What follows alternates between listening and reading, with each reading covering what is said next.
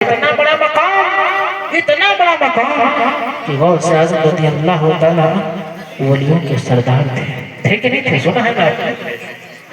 لیکن ذرا سوچو غوث اعظم رضی اللہ تعالیٰ عنہ کی عبادت کیسی تھی، ان کی ریاضت کیا تھی، ان کا عالم کیا تھا۔ غوث اعظم خود فرماتے ہیں، تاریخ الاولیاء کے اندر لکھی ہے یہ بات، غوث اعظم فرماتے ہیں کہ میں نے ایران کی جنگل میں 25 سال تک ریاضت کرتا رہا۔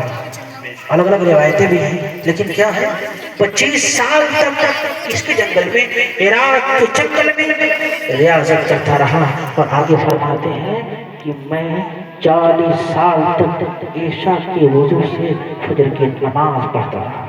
سبحان اللہ سبحان اللہ۔ اور آگے فرماتے ہیں غوث اعظم رضی اللہ تعالیٰ جس غوث کے ماننے والے ہو سنو، غوث اعظم فرماتے ہیں کہ 15 سال تک میں عشاء کی نماز میں پورا قرآن